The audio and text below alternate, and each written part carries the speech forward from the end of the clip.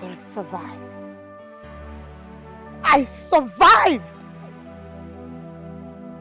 I am not scared of you. But Cherry,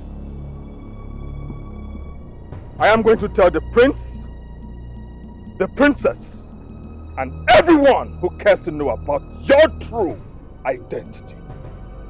Yes, that was a terrible act. But it wasn't our king, King Ojukwu, who committed that crime against your family. Then why should he bear the consequences? Your forefather did. They did this evil to us.